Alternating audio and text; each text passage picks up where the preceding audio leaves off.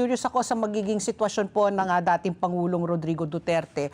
Mukhang panalo na, no? Talagang landslide victory si Pangulong Duterte. Kung sakali po, pag naproklama na siya bilang alkalde po, paano yung oath-taking po niya? Kasi nga, siya po ay nakakulong ngayon sa The Hague. And then yung kanyang anak na si Baste, Vice Mayor, aakyat siya bilang mayor, tapos yung number 1 councilor, aakyat bilang Vice Mayor. Pero ano po yung mangyayari sa composition po para sa oath-taking rin po? Aakyat ba? Kasi parang si Duterte pa rin ang mayor. Pero as the Vice Mayor, siya yung... No, because pero Vice Mayor pa rin siya. Who? Si Baste, tanong natin Ang COMELEC po kasi ay hanggang proclamation lang po kami. Yung pong oath-taking at assumption to office, ibang tanggapan na po ang meron pong jurisdiction dyan.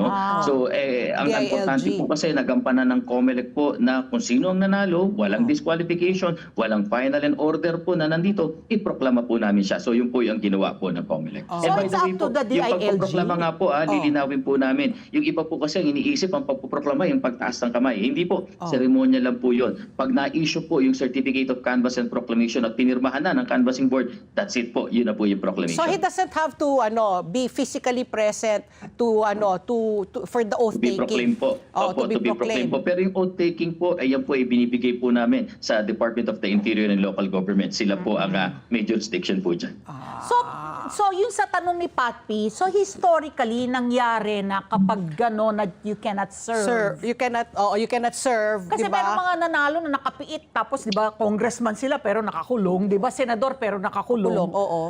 Sige, Sila pa rin yung, pwede bang siya pa rin yung mayor? Pero acting mayor. Si Baste as acting mayor. ang gagawa ng trabaho ng mayor.